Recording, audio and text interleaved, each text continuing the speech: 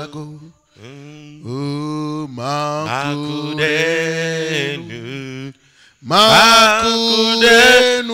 fa. Oh, Yesu donu be meleji dago. Ye pa me no bebe. Oh, Elida. Ye pa me no bebe. Elida. Oh, Yesu pa me no bebe. Alléluia. Elida. Ye pa me no bebe. Elida. La pa me no bebe. Alléluia. Elida. Ye pa me no bebe. Elida. Oh, sa fidélité durera toujours. Oh, sa fidélité durera toujours. Père, merci encore ce soir. Parce que tu nous as rassemblés pour nous faire du bien. Sois béni et sois exalté. Sois apprécié. Sois magnifié. Sois exalté. Nous te célébrons ce soir. Car tu es le même hier, aujourd'hui et éternellement. Aussi longtemps que tu demeures le même, nous continuerons à t'apprécier. Tu es inchangeable. Sois remercié, Seigneur, pour tes offertes. Prends le contrôle, Seigneur, de ce message pour fortifier une personne et qu'à la fin nous puissions te glorifier au nom de Jésus. Amen, amen, amen. Alléluia. Amen. Dieu me délivrera encore de la main de ce nouveau problème.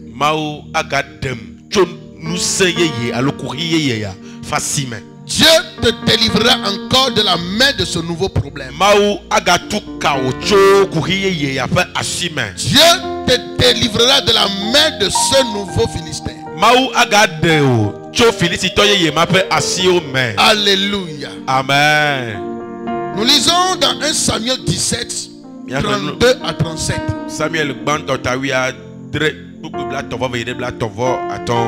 David dit à Saül que personne ne se décourage à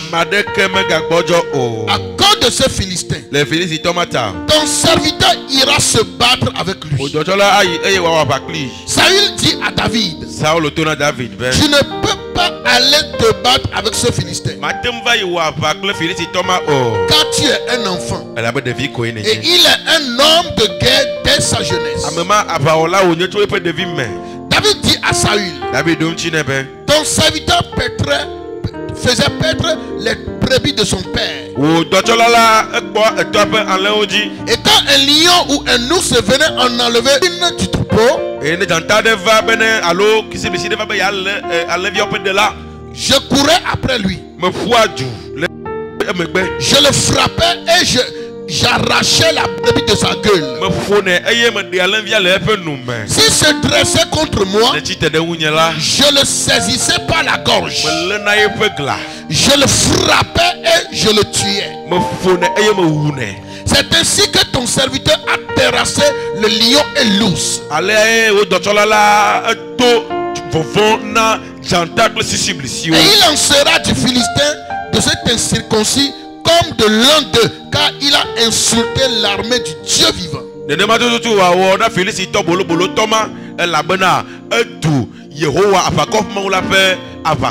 David dit encore, l'Éternel qui m'a délivré de la griffe du lion et de la patte de l'ours me délivrera aussi de la main de ce Philistin. Alléluia. Amen. Et Saül dit à David, va et que l'Éternel soit avec toi. Alléluia. Amen. L'Éternel avec quelqu'un ce soir. Amen. Amen. Tes combats sont la preuve que tu as une destinée. Les grandes destinées ont des grands combats. Ou tes combats sont la preuve que tu as une destinée de gloire. Et la dimension de tes batailles sont à proportionner de la dimension de ta gloire, de ta destinée.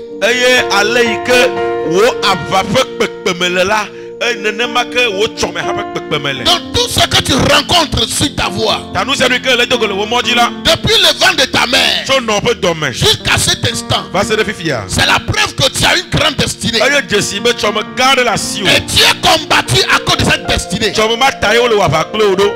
tout ce que tu as traversé jusqu'à cet instant, et que tu t'attends la victoire, toi te fais dire comme David. Quand tu te retrouves devant une nouvelle situation, devant un grand problème, devant une bataille, tu vas rappeler seulement comment Dieu a été fidèle à toi hier, comment il t'a délivré hier, comment il a eu pitié de toi hier, comment il t'a secouru hier, comment il a combattu pour toi hier, comment il t'a guéri hier, comment il t'a délivré hier, comment il a brisé les chaînes de mort hier, comment il t'a redonné la vie hier, comment il t'a redonné la santé hier. Ça te donnera la force, la capacité d'affronter tous nouveaux problèmes. Ce n'est pas parce que tu es en train de témoigner que ça veut dire que tu es déjà arrivé. Mais c'est juste pour rappeler la fidélité de Dieu. Après, tous ceux qui veulent te décevoir, tous ceux qui sont autour de toi pour te décevoir. Alléluia. Amen. Les combats que David a rencontrés, c'est à cause de la destinée qu'il transportait. C'est à cause de son futur messianique qu'il transportait. C'est pourquoi il a rencontré toutes ces batailles. Et lorsque vous voyez aussi l'homme de Marc 5 verset 18 à 20, l'homme de Gadarat, il a été combattu. Des milliers de démons le combattaient. Pourquoi? Parce que cet homme était un puissant évangéliste qui devrait transporter l'onction pour évangéliser 10 villes. Un évangéliste puissant qui doit transporter l'onction pour évangéliser 10 villes, pour sauver 10 villes. Et Satan voit déjà sa destinée. Comment il va dépeupler son royaume? C'est ça qui était la preuve de son acharnement sur sa vie. Il a tellement combattu. Et cet homme est inhumé dans les cimetières. On peut le lier avec des chaînes, de grosses chaînes qu'on peut prendre pour lier même comme des lions. Mais lui il brisait ça à cause des démons qui le manipulaient. Il prenait des objets tranchants pour se blesser lui-même son corps. Et les personnes, la Bible dit que personne ne pouvait passer dans cet endroit-là parce qu'il était tellement méchant. Pourquoi il traversait toutes ces choses? À cause de l'onction, la grâce, la destinée qu'il transportait. Je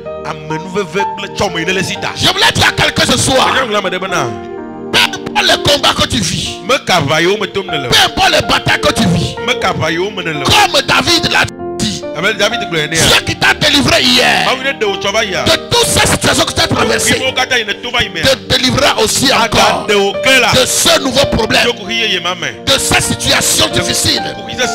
Il te délivrera encore il te délivrerait encore. Dans le nom de Jésus-Christ. Lorsque quelqu'un, un grand roi comme Hérode, tu le vois s'acharner sur un bébé. Un bébé, un nouveau-né. C'est à cause de la grandeur de son étoile. Alléluia. Jésus, dès sa naissance, il est déjà combattu. Il est combattu. Et on a tué des milliers de bébés en cherchant à l'éliminer. Il pensait que tous ces enfants de 200 ans en dessous qu'ils ont tués à cause de Jésus-Christ, que certainement Jésus serait parmi eux. Donc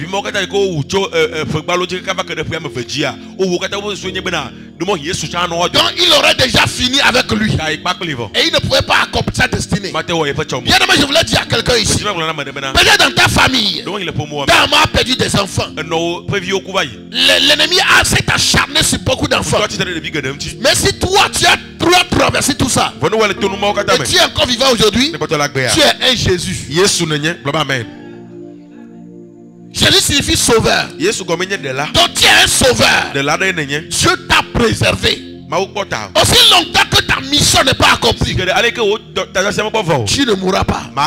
Tu vaincras à tous les niveaux. Lorsque tu vois un homme comme un Joseph qui a été persécuté par ses frères, c'était à cause de quoi? De sa grandeur. Il a juste fait un rêve. Il dit j'ai rêvé, je suis devenu tel. Ses frères l'ont haï. Que toi tu veux dominer sur nous, tu veux devenir notre chef. Ils l'ont haï davantage. Mais leur haine n'a pas empêché Dieu d'accomplir sa mission. Les nombreux sont des batailles. Nombreux étaient ces difficultés. Mais il a accompli la destinée. Il a dominé à tous les niveaux. Je déclare tu vaincras à tous les niveaux. Ce nouveau problème devant toi, cette situation devant toi, Dieu qui t'a délivré hier te délivrera encore de ces problèmes. Dans le nom de Jésus-Christ. Salomon a dit quelque chose. Il dit que mon père n'a pas pu accompli, n'ont pas pu construire maison à Dieu à cause des batailles. Que toute sa vie, les batailles l'ont occupé, il n'a pas pu réaliser. Toi, je déclare sur ta vie que tes batailles ne vont pas t'occuper jusqu'à tu vas manquer d'accomplir ta destinée au nom de Jésus.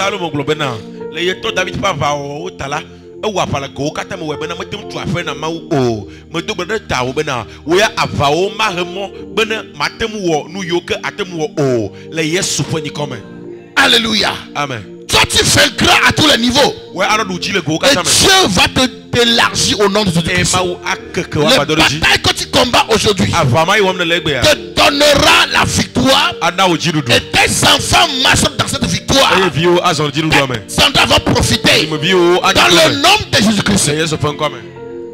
Alléluia. Ce soir c'est une soirée où je vais donner le témoignage, mon témoignage. Mon témoignage.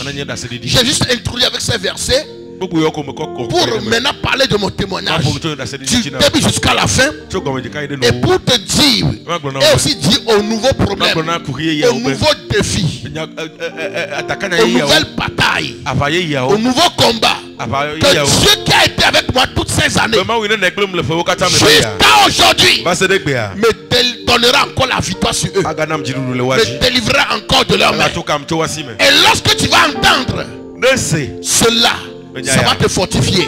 Jésus a dit à cet homme, va dans ta maison, va raconter à ta famille, va raconter aux autres comment le Seigneur t'a délivré, comment il a eu pitié de toi et il est devenu l'évangéliste divine.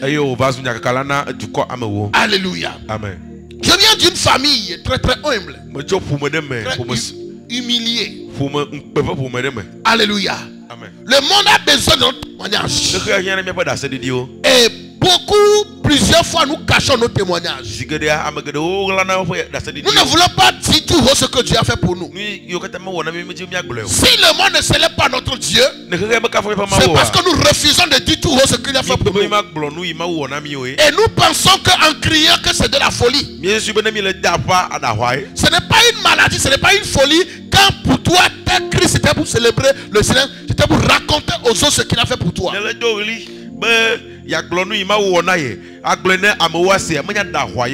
Je viens d'une famille polygame. Une famille où notre père, je crois, avait 23 enfants de 3 femmes. Et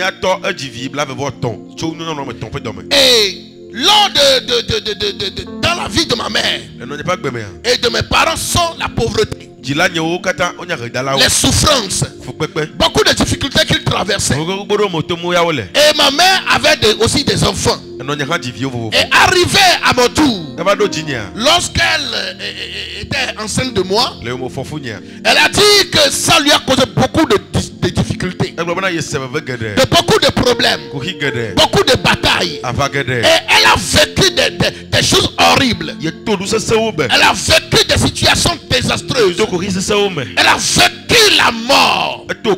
Elle a traversé le séjour des morts. Et sa vie était comme sans existence. Et il dit spécialement, quand le temps pour l'accouchement est arrivé, et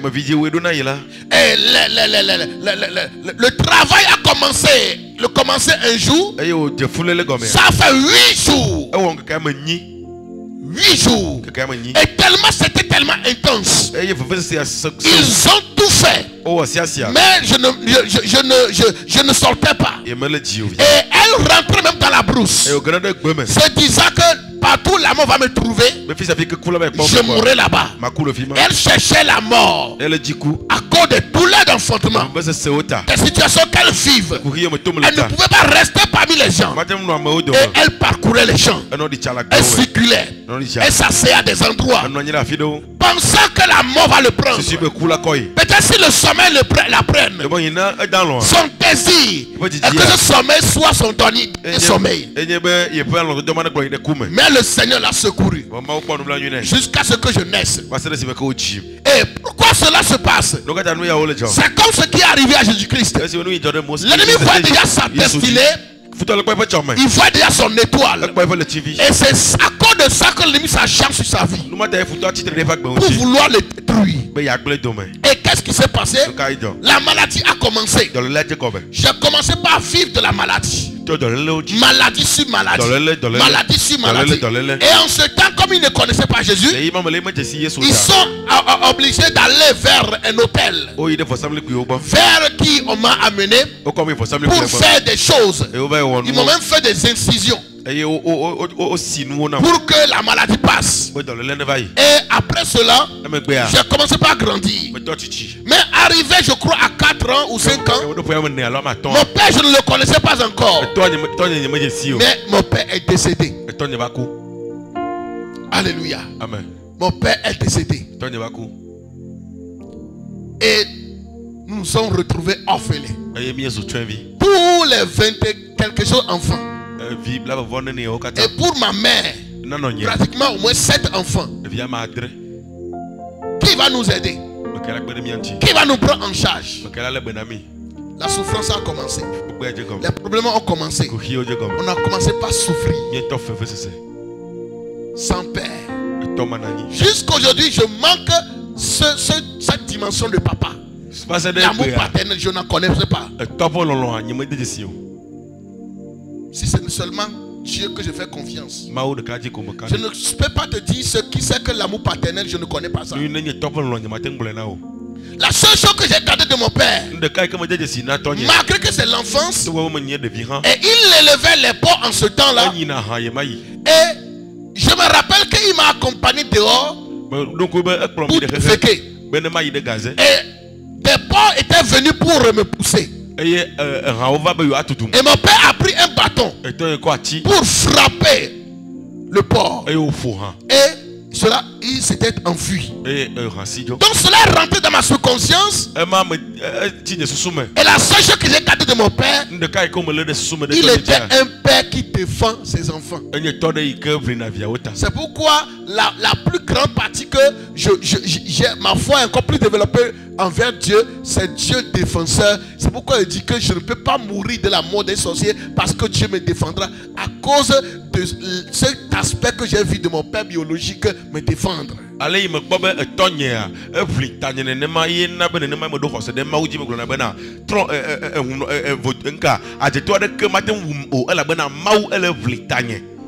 Alléluia. Amen. Et nous avons commencé à grandir. Et on faisait le métallage. Et pour aller à l'école, c'est devenu problème. Comment fréquenter, c'est devenu un problème. Et il y avait un demi-frère. Un demi-frère. C'est l'enfant de la épouse de ma mère qu'on appelle demi-frère. Grand frère, demi-frère. Alléluia. Voilà. Et c'est lui qui a eu pitié de nous. Et il nous a mis à l'école. Et on fréquentait. On fréquentait. Et béni soit Dieu, j'étais toujours premier. J'étais très intelligent. Même mes frères, c'était très intelligent. Mais malheureusement, on n'a pas pu évoluer dans les études parce que les moyens étaient insuffisants pour le frère, pour qu'il puisse nous aider davantage. Et nous avons encore abandonné les écoles. Et un jour, il y a une personne dans notre village, une personne de renommée, une personne de renom. Et il est venu me voir parce que j'ai commencé la 6e avant d'abandonner. En 98-99. Et la personne m'a dit, le directeur d'école m'a dit que tu es très intelligent. Que si tu trouves quelqu'un qui peut t'aider, est-ce que tu vas? J'ai dit oui. Et j'ai commencé à m'acheter les fournitures. J'ai commencé. Mais ils n'ont pas payé la contribution. Et je me suis vu renvoyer de l'école en 2019. En 99. Ça fait, je crois, 25 ans. Ça fait 25 ans maintenant que j'ai abandonné l'école. Alléluia. Amen. Et on a commencé par souffrir. Souffrance sur souffrance. Manger est difficile. Notre mère, c'est le chant qu'elle fait. Elle fait le chant. Et pour nourrir tous ses enfants, ça a été tellement difficile. Souffrance sur souffrance. Et maladie sur maladie. Souffrance sur souffrance. Maladie sur maladie. Mais le Seigneur, sa main était toujours sur notre vie. L'ennemi a longtemps cherché pour nous détruire. Mais Dieu nous gardait toujours. Et il était arrivé à un moment. En ce temps, j'avais, je crois, 20 ans et quelques déjà. Il y avait la famine dans notre localité. Et nous sommes allés vers le centre du Togo, à Doluvé, pour faire des métaillages. Et quand on cultivait, on travaillait, on prend l'argent, je payais l'igname et maïs, j'apportais ça à mes parents. Et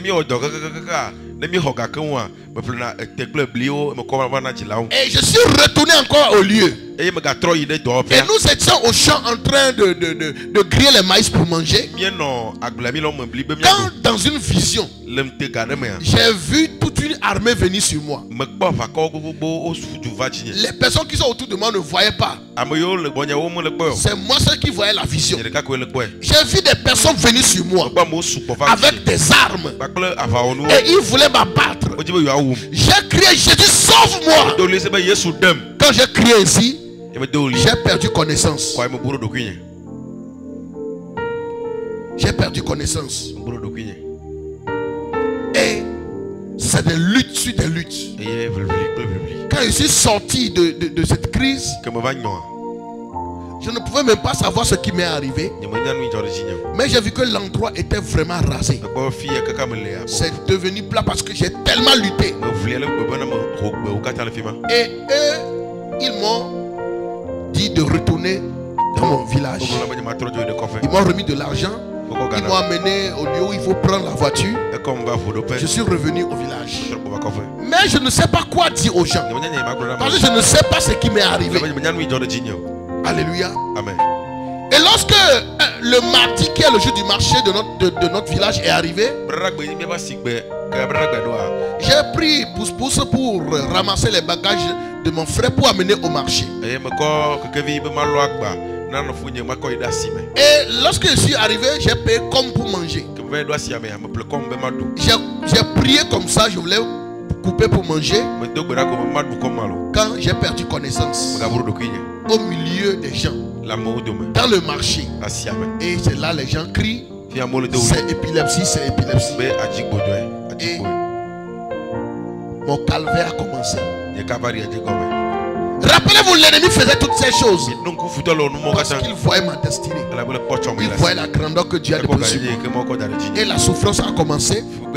Ma mère dit, mais mon enfant n'est pas né avec ça. D'où vient cette maladie? En ces moments, avant ces moments, nous travaillons et on faisait des campagnes d'évangélisation. Le révérend pasteur Nyangba Mazamaso Désiré de l'église de l'Assemblée de Dieu, il était un formateur. Pasteur Nyangba Mazamaso Désiré, avec lui nous avons beaucoup travaillé. On a ouvert les annexes. Et j'ai évangélisé dans le village avec un mégaphone. Soit je l'accompagne ou soit je vais seul pour évangéliser. Mais en ce temps je ne connaissais pas quelque chose du monde spirituel. Les attaques, les délivrances ou bien je ne connaissais rien des hôtels, je ne connaissais rien. Et quand les batailles là sont venues, je me dis, mais comment il peut être en train de faire tel travail à Dieu, sauver les âmes de cette manière, et que il ne peut pas me protéger, et je vis telle chose. Il y a beaucoup de choses qui me traversaient. Et dans la localité, la honte m'envahissait. Les lieux où nous évangélisons, disant que Jésus est puissant, Jésus est fort, c'est au même lieu que je tombe. Et ce Jésus que je prêchais ne m'avait pas guéri. Et ça faisait que les gens ne se convertissaient pas comme il faut. Et par jour je peux faire crise 5 fois, 6 fois. Alors que nous connaissons que certaines personnes, c'est une fois par mois, quand la lune vient, c'est une maladie démoniaque qui est liée à l'apparition de la lune.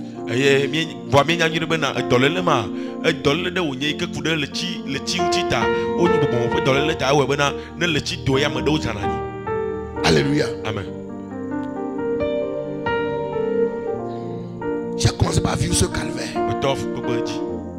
Tous les produits qu'on utilisait, ça ne valait rien. Les produits qui peuvent aider d'autres personnes, quand moi j'utilise, ça ne fait rien. C'est comme si ça a encore davantage aggravé. Et dans le village, je ne valais plus rien. Je suis ignoré. Même ma famille n'avait plus d'espoir. Mes amis sont éloignés de moi. Et souvent, c'est quand tu es parmi les gens que ça te fait tomber pour te renier. C'est une maladie qui m'humiliait. Et dans le village, les gens, pour m'appeler, ils m'identifient avec ça. Les parents disaient à leurs enfants de ne pas s'approcher de moi, sinon j'allais les contaminer. Et j'étais dans la solitude. J'étais brisé. Mon cœur était blessé. Même les gens de l'église en ce temps-là, je ne voyais pas de l'amour. J'étais devenu seul dans cette souffrance. Et des fois, la chose te dit d'aller t'asseoir au bord d'un carnivore.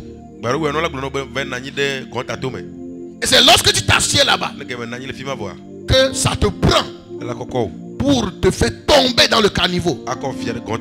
Et tout mon corps c'est du sang. Des blessures. Des blessures. Des blessures. Des fois les WC du village. Des choses horribles me sont arrivés. Et ça me fait couvrir mon corps des déchets. Alléluia. Amen. Quelle prière on n'a pas fait? Quelle prière les hommes de Dieu n'avaient pas fait pour moi? Jusqu'à cause de la honte. Parce que ça a commencé en 2005. Donc à cause de la honte, en 2009, j'ai décidé de quitter le Togo. J'ai décidé de quitter. Ma mère dit non. Et le pasteur Nyangba Mazamaso Désiré, lui aussi il a dit non. Comment je peux quitter dans cet état-là? Et la maladie elle était arrivée, il y a même au moins 3-4 pasteurs qui ont passé par là. L'époque du premier pasteur auquel la maladie est arrivée, c'est Dada Kossi Désiré, le révérend Dada Kossi Désiré. Des assemblées de Dieu. Lui aussi il a prié. Et après cela, il y avait un autre pasteur qui est le pasteur Oundebake. Lui aussi il est passé par là. Et troisième pasteur, c'est le révérend Amedjonekou, Patrice. Lui aussi est passé par là. Et le pasteur Nyangba était quatrième pasteur. Donc tous ces pasteurs là, ils ont su que j'ai traversé quelque chose. Alléluia. Amen. J'ai convaincu ma mère que je vais quitter, que moi je pars au Bénin. Parce qu'un homme était venu en ce temps pour dire il y a travail au Bénin, tout ça. Donc j'ai profité pour, c'était pour fuir la honte. La honte qui m'emballait au village. Et je ne valais plus rien devant les gens. Je les ai convaincus, j'ai dit je ne mourrai pas, que Dieu prendra soin de moi. Je suis parti au Bénin. Et quand je suis parti au Bénin, je ne commençais pas à vendre de l'essence à une dame. J'étais parti au Bénin le 16 février 2009. Et j'ai commencé à vendre essence. Et dans la même semaine, c'est ceux qui vendent essence au bord de la voie.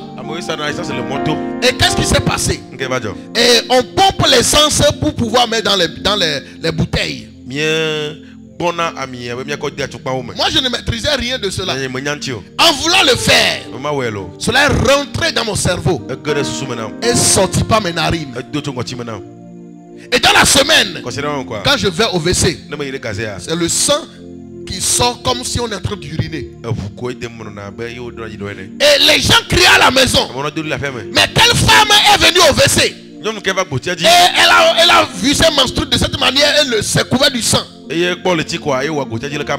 C'est moi seul qui savais que c'était un homme qui a eu menstrues, c'est pas femme.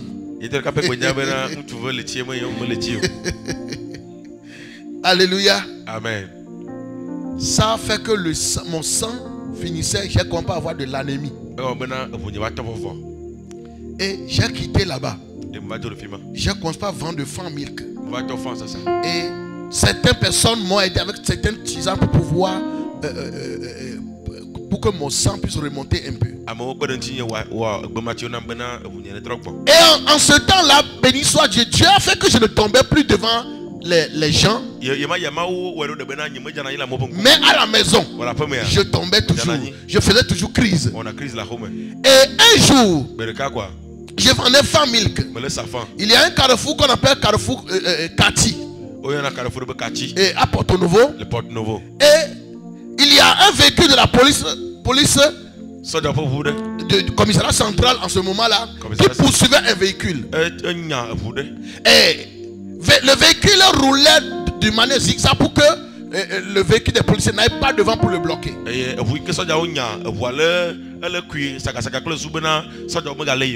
je ne suis pas sur la voie. Mais la voiture de la police est venue me cogner au bord du caniveau où j'étais. Et ça a brisé la chose de Fan Milk, le glacier ou bien quoi de Fan Milk. C'est tombé dans le caniveau, c'est cassé. Moi, je suis blessé gravement. Donc, ils ont cessé de poursuivre le véhicule.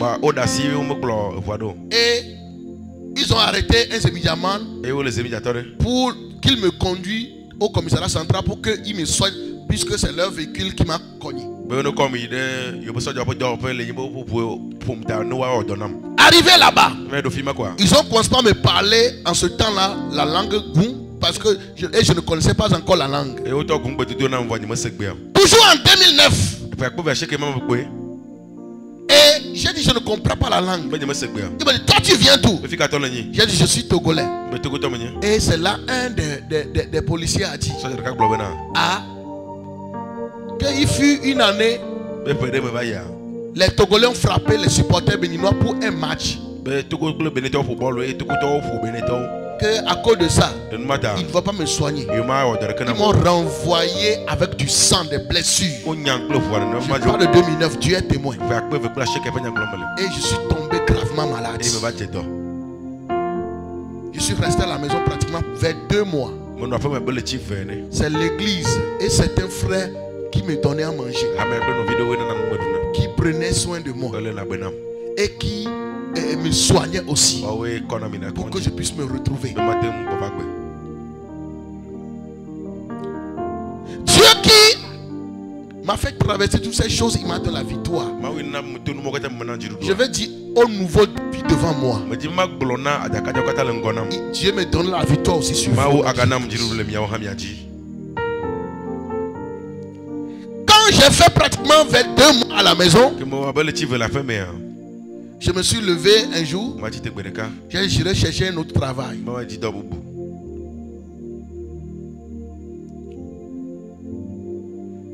Je suis sorti de la maison.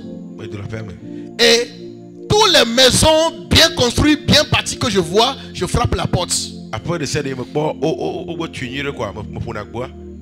Et quand je rentre, je dis je cherche travail. Même si c'est pour entretenir la maison. Plusieurs m'avaient vu comme si c'était un bandit. C'est comme ça que je faisais. Jusqu'à arriver à un quartier qu'on appelle Avakpa. En ce temps, j'étais à Ouémé, à Porto Nouveau. Et je suis arrivé à un quartier qu'on appelle Avakpa. Et j'ai frappé une portail. Et j'ai été accepté là-bas pour travailler. C'était 30 000 par mois, 1000 francs par jour. Et j'ai commencé le travail, entretien, tout ça. Tout travail qu'on me donne, je le fais. Je pensais que je serais soulagé. J'avais faim, je n'ai pas d'argent. Mais on ne me donne ni à manger, ni même mon argent. Et un jour, quand l'homme me prenait dans sa voiture avec ses enfants, il avait aussi des petits-enfants, et on allait vers, il a aussi l'hôtel, on allait vers là-bas. Et arrivé à un marché qu'on appelle Wando, je disais à ses enfants derrière, dites à papa que vous avez faim, vous voulez manger de pain. Donc c'est quand on paye de pain aux enfants que les enfants me donnent le pain à manger. Et ça, qu'est-ce que je mange?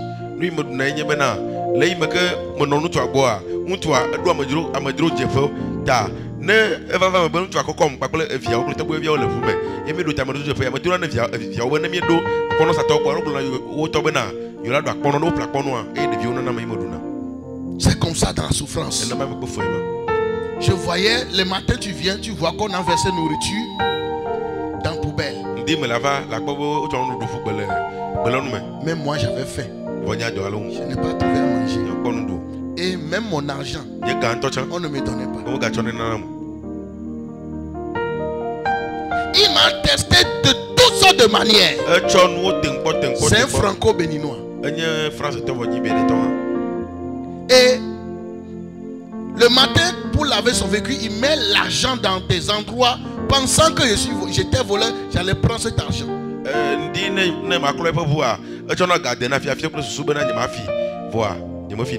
Moi, dans ma tête depuis, je dis, je suis un milliardaire en devenir. Donc,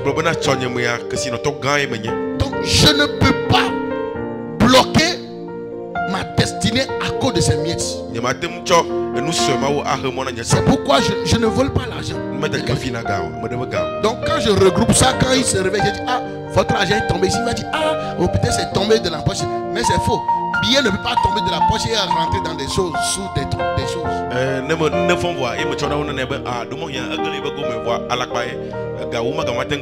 Et tous ceux qui ont travaillé chez lui L'ont tous volé. J'étais le seul qui ne l'a pas volé. Mais j'étais la personne qui ne le payait pas. Jusqu'à un jour, deuxième mois, j'ai dit que je vais partir. J'ai demandé mon salaire. Il a dit qu'il y a 2 fois, il m'a donné à manger. Une fois, il m'a dit Barnabé, viens prendre. Et c'est un petit abobo. Fais-y vider. Ça, on m'a donné. J'ai mangé. Un autre jour, ils ont fait ma car avec igname frit. Et ils m'ont donné. Il dit que ce qu'il m'a donné en ce temps-là, qu'il m'avait testé que quand on travaille pour quelqu'un, on ne mange pas. Que c'est mon argent comme ça.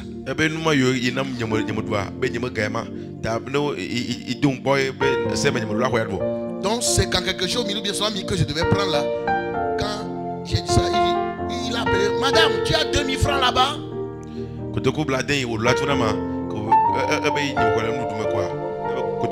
C'est 2000 francs on m'a donné.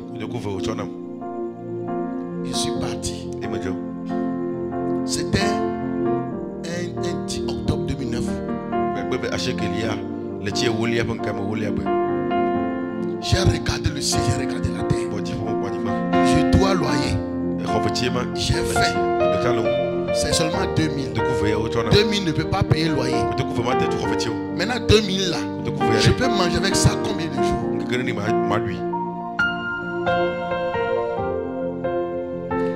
Comme j'avais fait, j'ai pris 500 francs pour manger quelque chose. Et la femme de cet homme vendait quelque chose qu'on appelle les potes-fiches. Qui l'amenait de la France. La dame, l'huile n'était pas contente de ce que son mari m'a fait, mais elle ne pouvait pas dire quelque chose. Je suis revenu pour payer ça. C'était 10 qui est dans la boîte. Ils amènent ça de la France. C'est 3 parties, on met les dossiers ici, milieu et de l'autre côté. Et le paquet c'est 2500 francs, on vend ça. Et la dame m'a dit ok, je te laisse à 1500 francs. J'ai payé un paquet. C'est comme ça que j'ai commencé le commerce. Je vais dans les carrefours, dans les écoles. Je vends l'unité à 300 francs. J'ai vendu un paquet. Ça fait 3000. Je suis venu prendre 2 paquets. Jusqu'à avant de 10 octobre à la fin d'année, j'ai gagné tellement d'argent jusqu'à je suis revenu au village avant de repartir encore.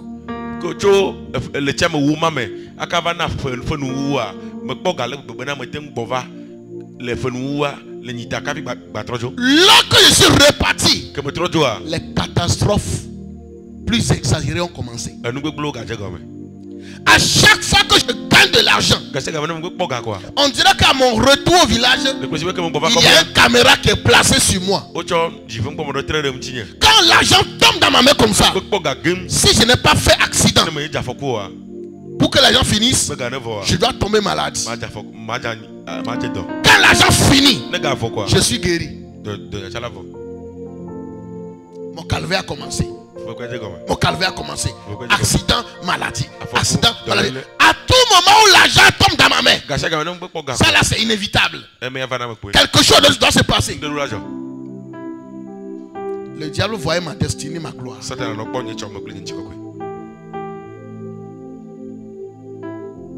Et quand ça se poursuivait comme ça, jusqu'à en 2010, j'étais tombé dans la maison. J'étais allé au WC, je suis tombé. J'ai fait crise de l'épilepsie là. Et tous les gens de la maison, même les femmes, tout le monde a vu tu vois non? Tout le monde a vu ma nudité. J'étais sale. Tu vas faire comment? Tu es incapable. C'est eux qui viennent t'aider. C'est une maladie de la honte, l'épilepsie. Et c'est là, il y a un jeune homme que j'avais fait venir là-bas, il s'appelle Komlan. Il est à Lomé actuellement. Et il m'a dit que il connaît quelqu'un au village qui fait ça, qui prépare les tisanes. Et j'ai voyagé, je suis venu. Ma mère et moi nous sommes partis. En ce temps, la maladie faisait 5 ans parce que la maladie a commencé en 2016 et c'est 2017 quand je suis venu.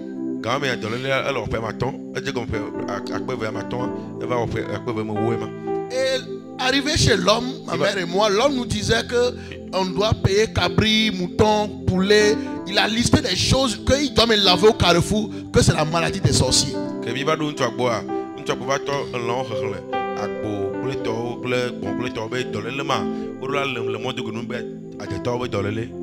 Et ma mère a dit que, ok, d'accord. Quand on ira regrouper les choses, on va revenir. Quand on est sorti, ma mère m'a regardé, il a dit, si Dieu que tu sais ne peut pas te guérir là, va chercher la somme d'argent qui peut payer tous ces sacrifices. Prends ça, reviens au village. Nous allons le mettre dans une enveloppe pour aller faire action de grâce à l'église au lieu de donner ça à un féticheur. Je suis reparti dans la maladie. Dans ça, aller travailler, j'ai trouvé de l'argent. Je suis revenu. Et un dimanche, en ce temps, c'était pasteur Nyangba Mazamaso Désiré qui a cité 2 aujourd'hui.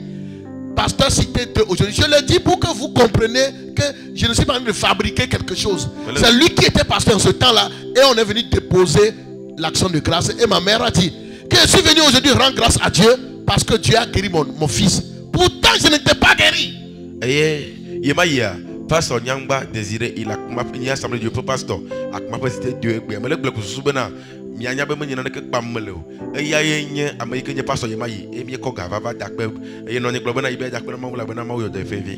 un pasteur qui m'a vraiment formé. Alléluia. Amen. Je n'étais pas guéri. Mais des sacrifices qu'on a sacrifiés. Oh, dans la vie de beaucoup d'hommes de Dieu, j'ai trop sacrifié. À cause de ça, j'ai sacrifié dans les églises. Toi, tu vas dire, oh, j'ai fait sacrifice, mais Dieu ne m'a pas donné la guérison. Dieu ne m'a pas donné la solution que je veux. On m'a escroqué. Moi, j'en ai fait tellement. Mais je n'ai jamais regretté. Alléluia. Amen. Ma mère dit, je suis venu rendre grâce à Dieu parce que Dieu a guéri mon fils. Mais j'étais toujours malade. Mais on a dit des choses de foi.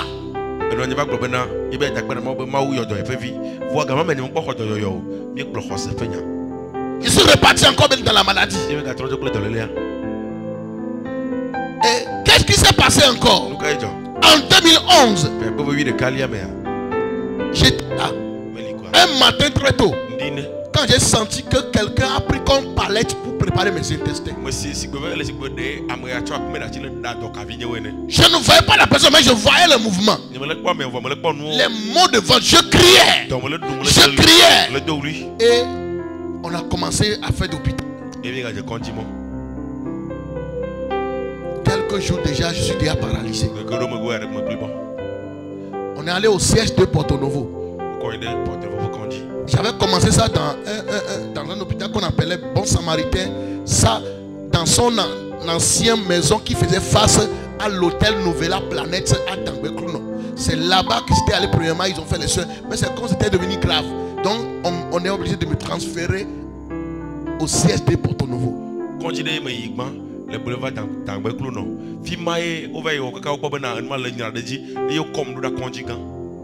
Et arrivé là-bas, quand un médecin vient diagnostiquer les choses et il fait des prescriptions, sérum, tout. C'est des choses qui coûtaient cher. Quand lui il part, celui qui vient le relayer, quand il vient me prendre les choses là, comment on vous dit ça là? Analyse là, il dit mais c'est autre chose, la personne souffre. Donc ce médicament qu'on a placé, c'est pas ça. Un démon vient changer la maladie dans le corps. Ils sont obligés d'enlever ça pour prescrire encore autre. Quand lui aussi part, un autre médecin vient, il vient voir autre chose. Il enlève encore ça, il prescrit. Hey, Satan! Si tu es médecin, tu n'es pas quelqu'un de prière. L'ennemi va te faire souffrir, même te créer des problèmes parce que ils vont la personne va mourir, on va te dire que c'est toi qui as pressé quelque chose pour tuer. Alors que spirituellement, c'est eux qui sont venus changer ça pour te créer problème.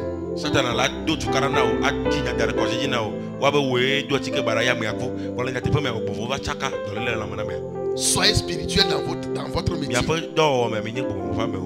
Alléluia. Amen. J'étais paralysé et c'est ma grand soeur qui me lavait. C'est terrible.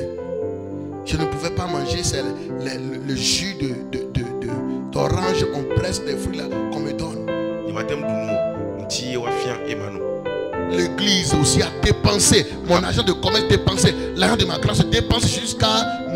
On était épuisés. En ce temps, l'épilepsie n'est pas finie. Avant qu'autre ne vienne. Et finalement, ils ont diagnostiqué maintenant insuffisance rénale aiguë. Et ils ont dit que je ne peux plus vivre. Que pour moi là c'est à un autre niveau. Effectivement j'étais décédé là-bas. Et on voulait m'amener à la morgue. Quand j'étais revenu à la vie, c'était le pasteur de la paix à son âme. Il est déjà décédé.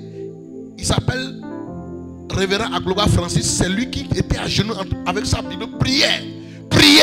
C'est là que je suis revenu. Je voyais d'autres personnes de l'église pleurer, mais je ne savais pas ce qui c'était. C'est après qu'ils m'ont narré l'histoire. Voilà ce qui s'était passé. Pastor Agloba, ya pastor ma, eye le Bible da si jeklo, no dogbe na kaka e me fon voir.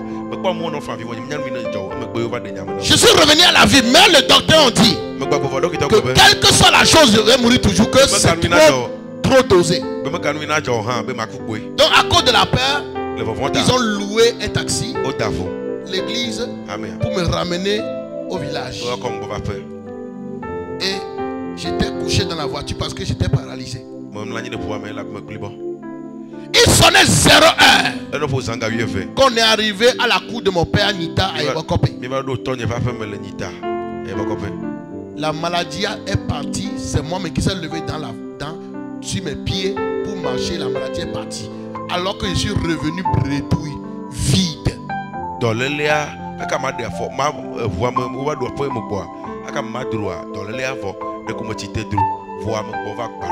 ils ont dit il va aller, mais il va revenir s'il est vie. Des souffrances. Un jour je jeûnais, je priais. À mon retour là, j'ai dit je vais faire 7 jours avant de retourner. Avant le dernier jour, une dame dans le village m'a rencontré. C'est une dame sorcière. Et elle m'a dit quand est-ce que tu veux repartir? Et je lui ai dit ça. C'est le jour là que j'ai décédé à l'église. La maladie est revenue plus qu'avant.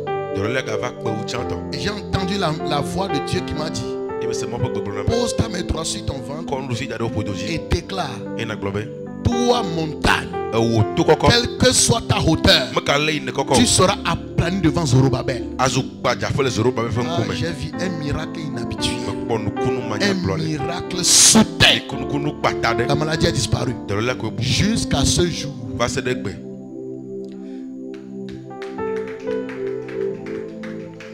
je suis reparti, le pasteur m'a vu, il s'est fâché. Tu es venu ici pour nous créer un problème. Lui-même il a perdu la foi. Je lui ai dit non, rassurez-vous, je suis guéri. Vous êtes allé dans quel hôpital? À l'hôpital là il est fort hein.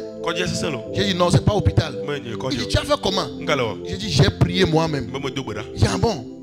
Et comment ça s'est passé? Je lui ai narré un peu ça. Maintenant il a respiré bien. Il dit ok, va dire aux médecins là à l'hôpital qui ont dit que peu importe là où on va t'amener, tu vas mourir là. Va te montrer à eux que tu es vivant. Je me suis habillé de façon charismatique. Et je suis parti.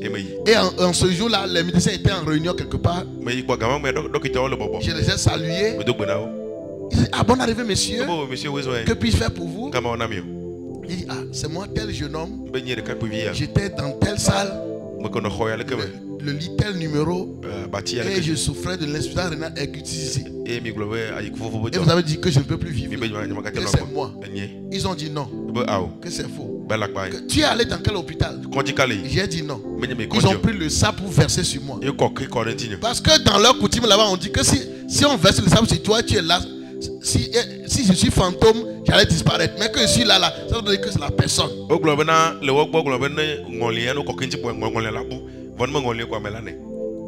Et c'est comme ça. Maintenant, comme l'argent de mon commerce est terminé, dans la maladie là, certains frères ils m'ont encore soutenu pour pouvoir recommencer. J'ai pris l'argent, je voulais traverser le goutte pour aller au marché vers les Libanais, les blanchis qui se payaient à Cotonou. Je me suis retrouvé encore dans le même hôpital, transporté par les sapeurs-pompiers. Un séminaire dit, lui ne voyait même personne sur la voie. Il est venu me ramasser, j'étais gravement blessé. Donc tout l'argent qu'on m'a donné pour le commerce, c'est dans la maladie là que c'est rentré.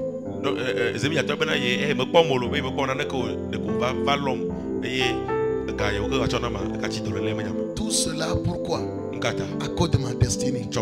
Et parce qu'il y a une personne du village qui est venue voir ma mère. La puissance de Dieu l'a poussé, lui m'a venu parler. Il dit, ce qui est arrivé à ton fils là, que c'était nous. On nous a envoyé le tuer.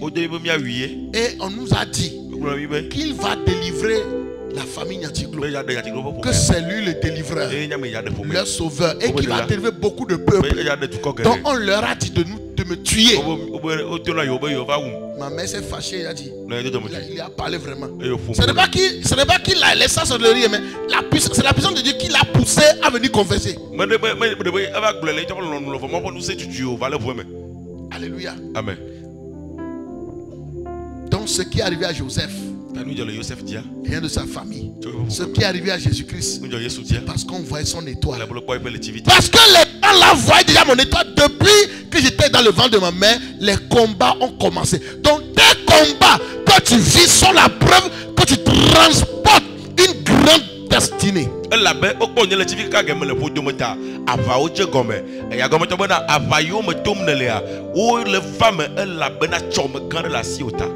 toutes ces choses, il y a plusieurs qui m'ont conseillé, mais va voir tel féticheur.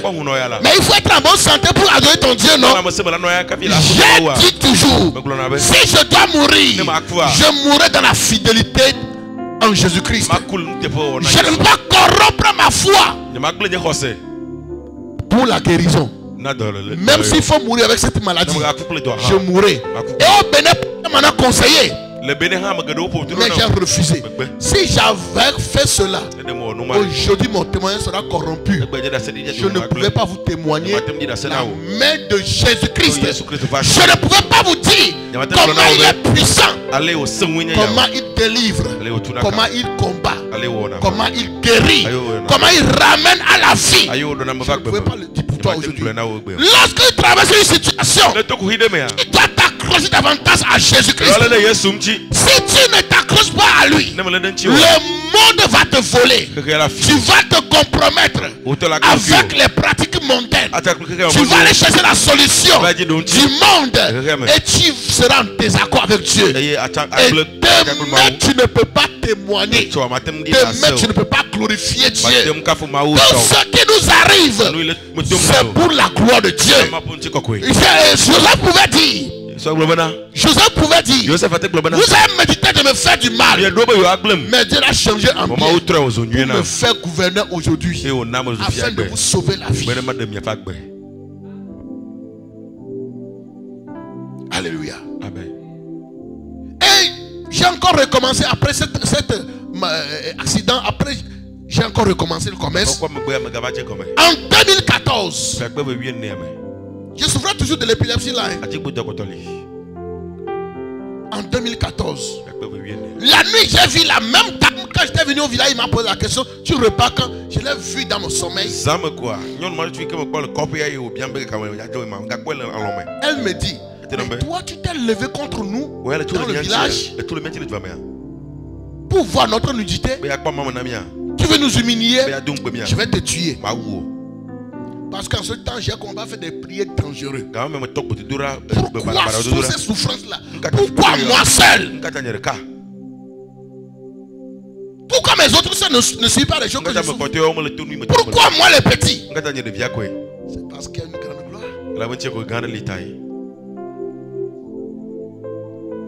Nyemakuo Dekomano Agbela Mafonuto Christo Petoka Wonuti Nusiwo Wona la Madekbe Fa Na Megbe Oh Nyemaku Akupa Karaba Suriama Hakafi Idare Alléluia, Nyemakuo, de commandant, Abeye Marek Befa, Namegbedo.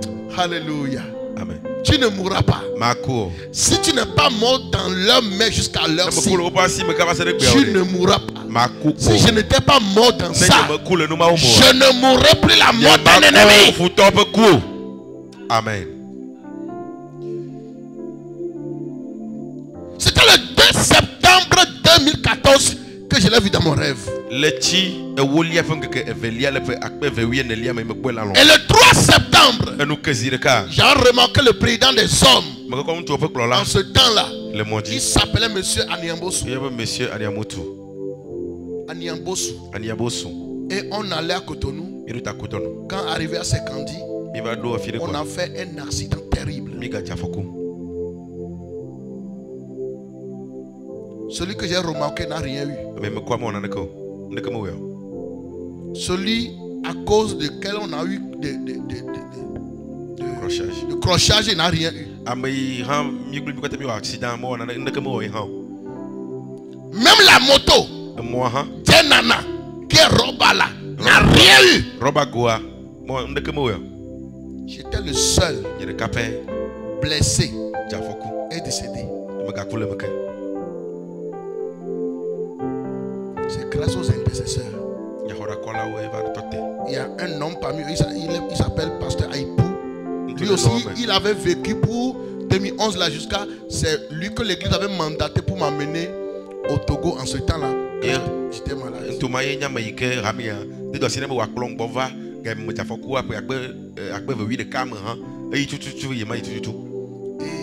prier jusqu'à ce que je revienne à la vie.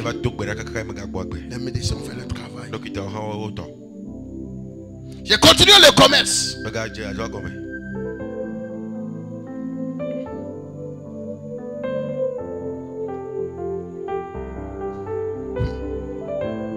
J'ai été arnaqué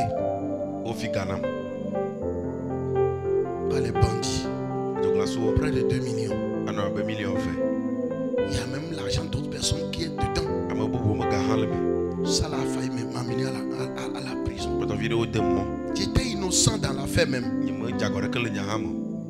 C'est grâce à la puissance de la prophétie que Dieu m'a délivré de ça à travers le prophète Jacques de Téga. En ce temps, on ne se connaissait pas. C'est la première fois qu'il m'a vu la prophétiser.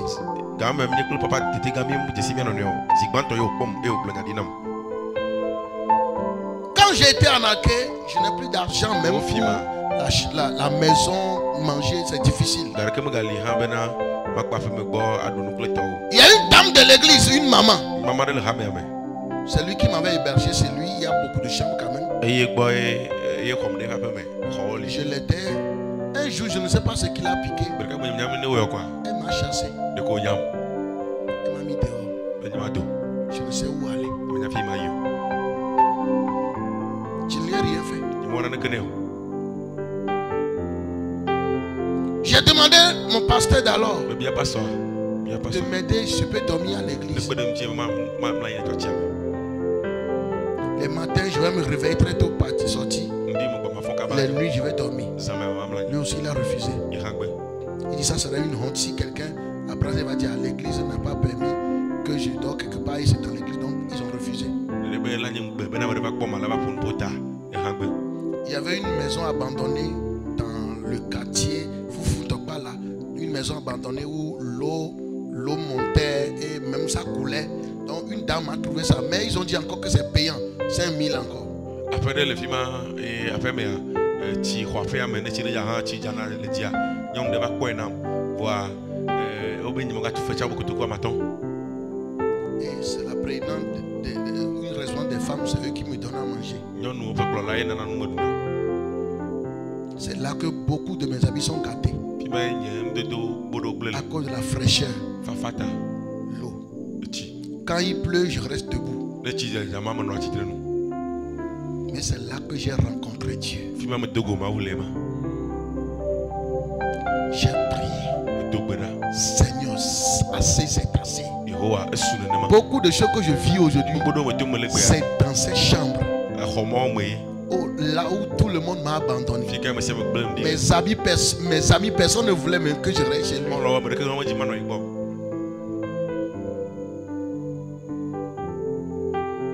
Et dans mes prières, c'est là le Seigneur va me dire que certains des combats que tu avais sont aussi liés à un hôtel que tu as brisé en 97.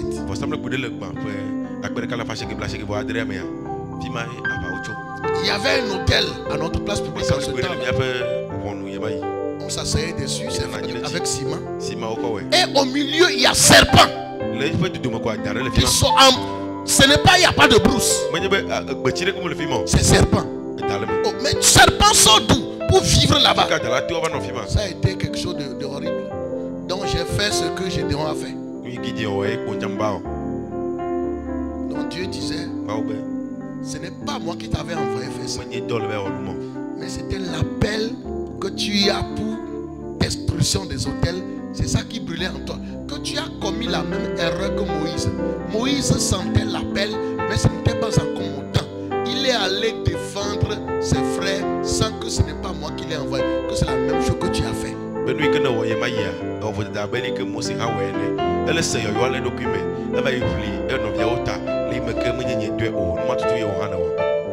j'ai prié.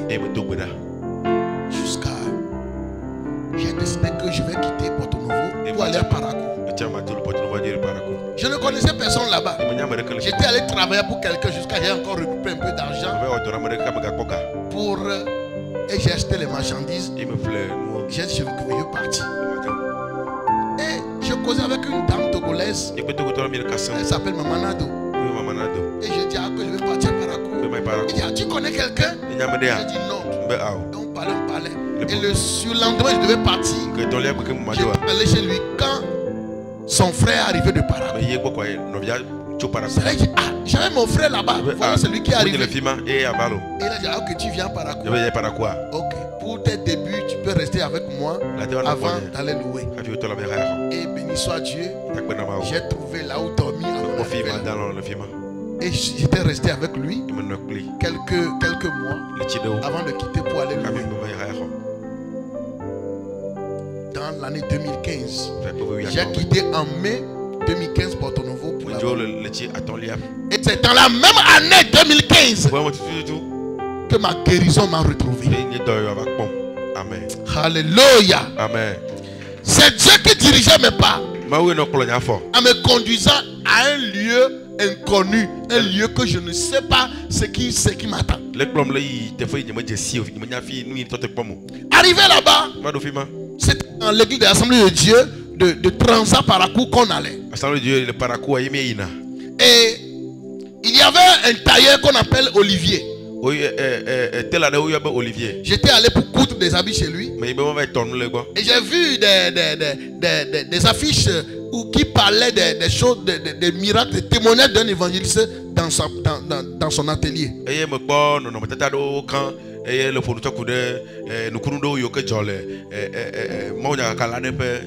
Évangéliste Ola Tunde Ayodele Mathieu de Global Afflame Mission. Global Afflame Mission, évangéliste Ola Tunde. Donc quand j'ai lu les témoignages là, je lui ai dit, est-ce que tout ça là c'est vrai? J'ai dit, il y a trop de faux prophètes là. Comment les miracles là sont comme ça? C'est trop. Ça là doit être un faux prophète. Les miracles là sont trop. Parce qu'en ce temps-là, plusieurs des pasteurs, tout le temps on vous dit faux prophète, faux prophète, faux prophète. Et là où on fait miracle, il ne faut pas aller. Donc, c'est vrai dans ma tête que tout quelqu'un que Dieu utilise là, je dis que c'est faux prophète parce que tu ne peux plus donner que ce que tu as.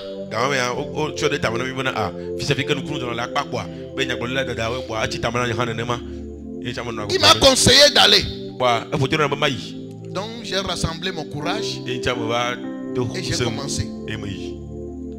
Premier mois, deuxième mois, je crois le troisième mois, si je ne trompe pas. Donc nous étions là, il y a du monde. Il y a du monde.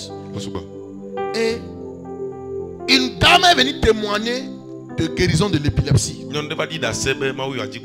Bien aimé, quand Dieu visite ton voisin, c'est parce que Dieu est dans le voisinage. Alléluia. Amen. Le but de certains miracles que Dieu te donne, il donne à une personne, c'est pour que toi tu voies que ce que tu as, le même Dieu qui lui a fait peut te le faire aussi.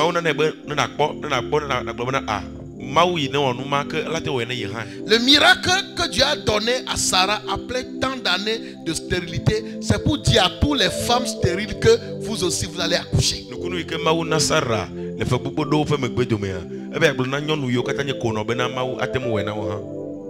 Alléluia. Amen. Mais Mephibosheth oublié quelque part. Perclus des pieds. Détruit quelque part. Mais on s'est rappelé de lui. Pour le restaurer. Pour manger à la table des rois. C'est pour dire à un pauvre que quelle que soit ta pauvreté, le Seigneur va te prendre du filet pour te faire asseoir sur la table des rois. Amen. Tu étais une femme abandonnée.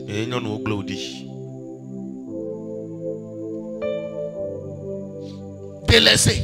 Oubliée. Dans la parole de Dieu, il y a des personnes délaissées, oubliées, que Dieu a repositionné. Quand Dieu fait un miracle à ton voisin, il ne faut pas envier la personne, mais crois que Dieu, du fait qu'il a fait quelque chose à mon voisin, il est encore dans le voisinage. Il va te visiter. Le prochain tour, ce sera toi. Amen. Alléluia. Et quand elle a témoigné fini, l'évangéliste, il fait la chose, il dit, ah, thank you Jesus. Thank you my Lord. Thank you Jesus. Quand il dit comme ça, tu sais qu'il a reçu quelque chose. Il dit, the Lord say, there is somebody here who suffer. Il y a quelqu'un ici qui souffre de l'épilepsie, que ça fait 10 ans et que c'est aujourd'hui qui est sa guérison.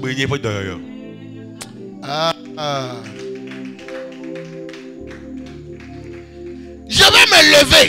Une force m'a retenu de ne pas aller.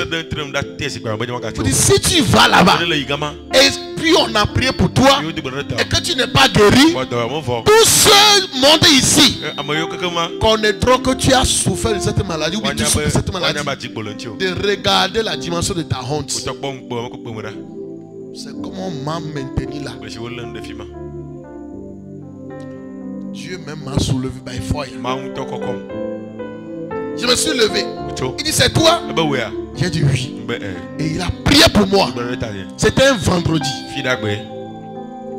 Le dimanche qui a suivi, l'église des assemblées de Dieu de Transat, je n'étais jamais tombé dans cette église. Je suis nouveau là-bas et tout le monde était mes amis. Même madame avec tous ces gens, tout le monde voulait que je sois son ami ou bien que je leur parle, que je les épouse. Vous voyez, non?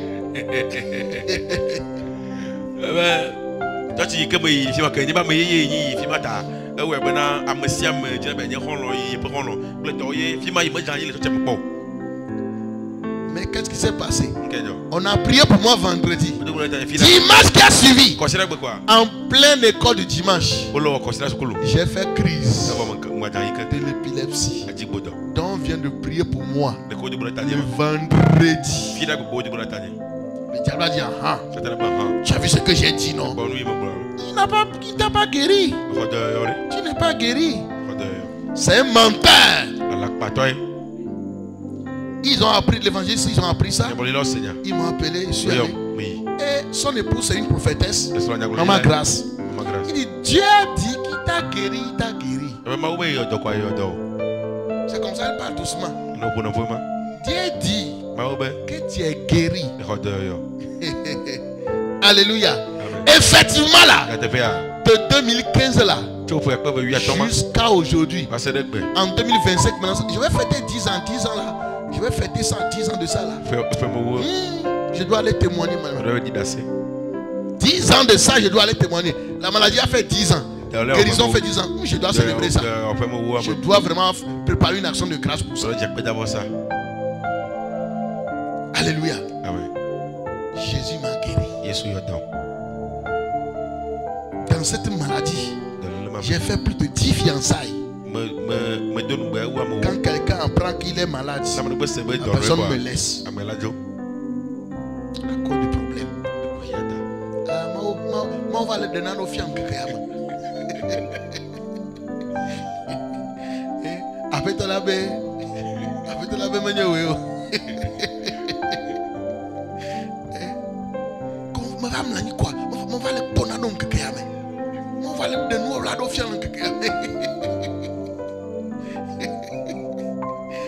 hey, à cause de mon problème que je traverse, j'avais dit à Dieu, si tu me guéris, je vais retourner dans ton œuvre. Partout où j'allais, les gens m'appelaient toujours pasteur. Et à cause de la flamme qui est en moi, quand j'étais à Porto Novo, j'évangélisais terriblement. Je m'en vais payer des traités. Un traité on appelle toi si Jésus t'aime. Je peux payer 1000. Il y a une librairie chrétienne quelque part. Bon, j'ai oublié un peu le nom. Là où il y a une banque qu'on appelle BGFI au Bénin. Là, je paye ça. Je vais évangéliser avec les 1000 traités. Que ça soit l'université. J'ai parcouru toutes les écoles pour vendre, pour évangéliser. Beaucoup.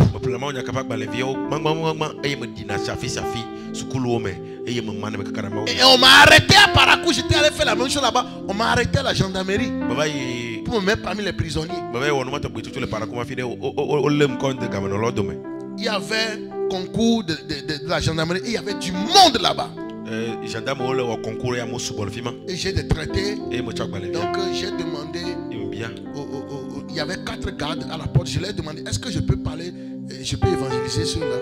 Il a dit oui, il n'y a pas de problème. Et eux-mêmes, je leur ai donné aussi des traités. Je suis parti, j'ai commencé par leur partager ça. Leur parler sur là. Et il y a un autre chef musulman qui m'a vu de loin. Ils sont venus m'arrêter. Ils m'ont vraiment humilié. Ils m'ont déshabillé. Parmi les prisonniers, c'est une femme. On m'a dit de me déshabiller moi-même. J'ai refusé. C'est une femme, une dame. Elle dit, je ne vais pas appeler son église. Et c'est lui qui est. Elle m'a ramassé avec le pied. Je suis tombé. J'ai cogné la tête contre le banc.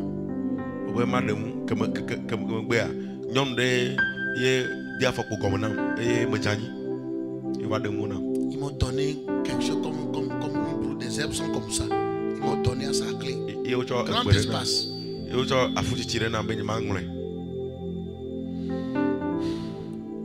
Jésus est Seigneur. Alléluia. Amen. On vous persécutera à cause de lui. Mais prenez courage. Il a vaincu le monde. Et on a continué. Quand la maladie est finie, j'ai commencé les commerces bien. Madame aussi avait vendu pour moi. Et je disais que j'allais l'épouser. Mais il y avait beaucoup de bousculades, beaucoup de personnes. Donc j'étais un peu confus. Alléluia. Amen. Finalement, je l'ai épousée. Lorsqu'on était en fiançailles, les gens lui ont dit, il ne faut pas épouser le jeune là. Il a l'épilepsie. Parce que eux, Ils m'ont vu tomber ce dimanche-là. Dans leur tête, ils ne savaient pas qu'on a prié pour moi, que j'étais guéri. Donc eux, ils ont gardé ce qu'ils ont vu, ne sachant pas que Dieu m'a déjà guéri. C'est lui qui a dit. Il a l'épilepsie. Moi qui est dans mon célibat chronique ici, j'ai trouvé un de vos frères qui est venu m'épouser. S'il a la maladie, il n'y a pas de problème. Moi, je vais l'épouser. Elle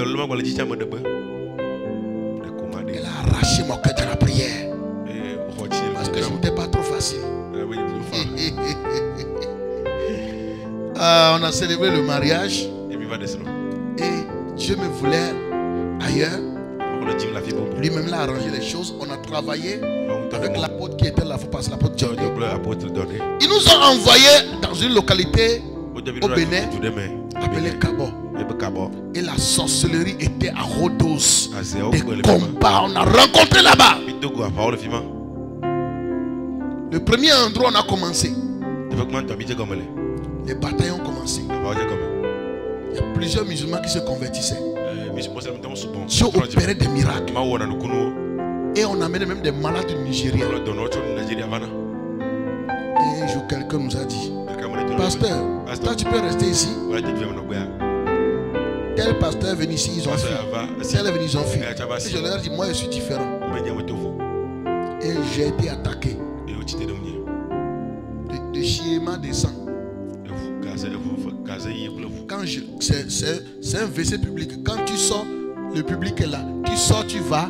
Je reviens juste pour prendre de l'eau encore pour retourner. Je reviens prendre de l'eau encore pour retourner. C'est que c'est une honte.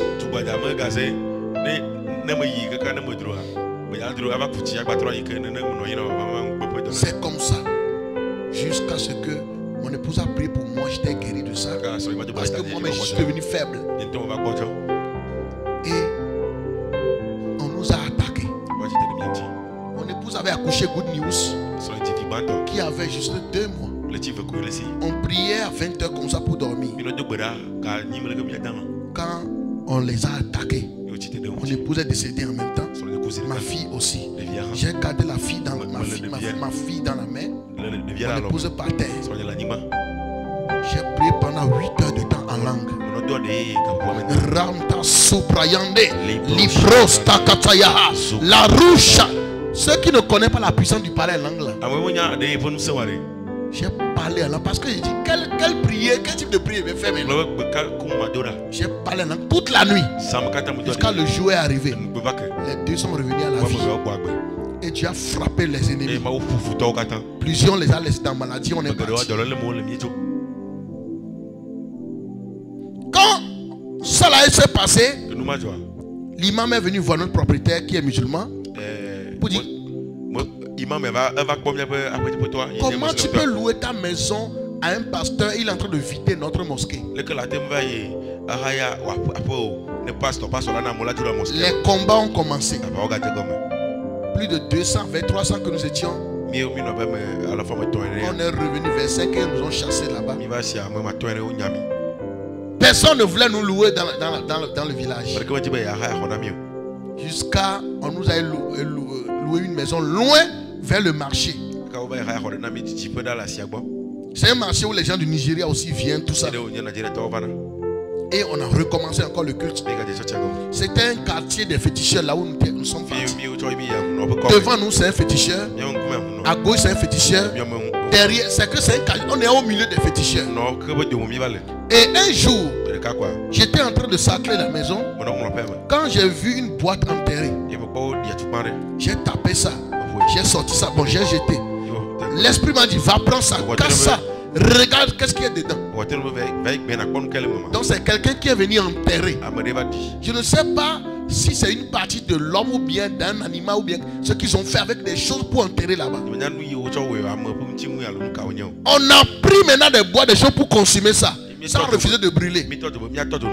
On a tout fait. Ça a refusé de brûler. Et finalement j'ai pris l'huile d'onction.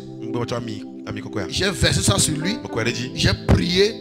Et quand on a brûlé, ça s'est brûlé. À 4 4h du matin, madame a reçu une révélation où il voyait un démon venant de l'endroit où on a brûlé la chose. Le démon veut venir vers nous, mais la puissance de Dieu le poussait, il tombait, se relevait. Et finalement, le démon a fait la main comme ça. Comme ça, ça veut dire qu'il a dit quelque chose.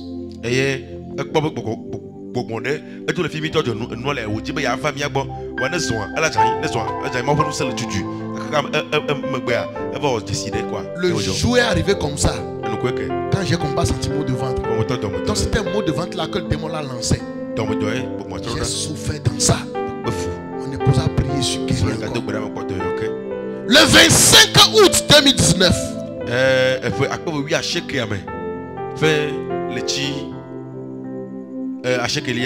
25 août 2019. Madame vendait les gâteaux, tout ça là. J'ai prié pour elle, elle est sortie.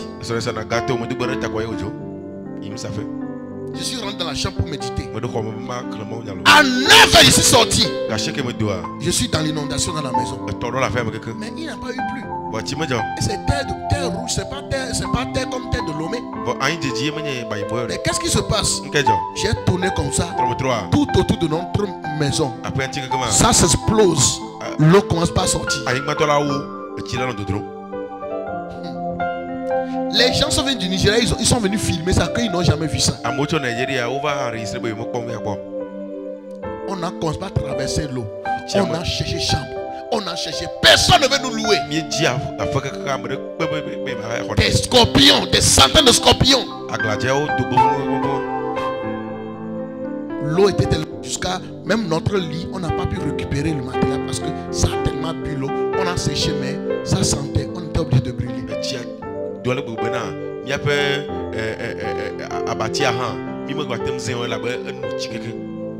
Alléluia. Amen. Et on a trouvé finalement la chambre. Et on est parti. Avant de partir, on n'avait rien à manger. Quelqu'un nous a béni un jour. J'ai dit à madame, l'argent là n'est pas à manger. On a prié. Et on a envoyé à l'homme, l'évangéliste qui a prié pour nous, on est guéri de l'épilepsie. Son pasteur qui a à Paracoula, pasteur Joy, on leur a dit, priez pour nous. Que Dieu qui travaille dans ce ministère-là nous construit une église. Et nous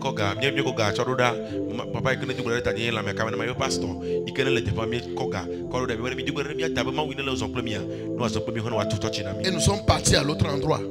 On est là quand on a reçu des coups de fil. Et c'est quelqu'un qui dit que Dieu lui a dit de venir nous construire une église. Et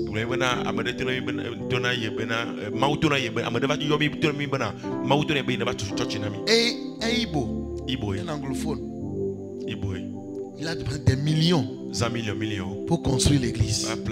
C'est après cela maintenant. Dieu dit, vous avez fini votre mission ici. Retourne au Togo. Là où tu as fui comme Moïse qui a fui l'Égypte pour partir à Madian. Tu es dans ton Madian ici. J'étais un ici. Maintenant je te retourne. Va confronter Pharaon. C'est là on est revenu. On est revenu ici aujourd'hui. Et on a vécu des combats. Mais on a toujours la victoire. Même ici à Haute. Pourquoi j'ai dit toutes ces choses-là? Dieu qui m'a délivré de toutes ces calamités. Qui a délivré mon épouse. En 2015, Dieu a délivré mon épouse de la folie. La folie vraie. C'est l'évangéliste là qui a prié aussi pour lui. Nous sommes un témoignage pour vous. Dieu qui nous a délivrés de toutes ces années de souffrance. Quand je me retrouve devant une situation aujourd'hui, quelle que soit la taille de la bataille, il sera nivelé. Quelle que soit l'élévation de cette montagne de problèmes, ça va être nivelé.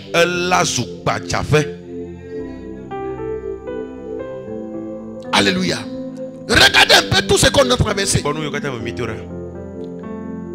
Que ça là te témoigne que Dieu qui a délivré ton père de toutes ces choses, quelles que soient les batailles que tu traverses, il va te délivrer.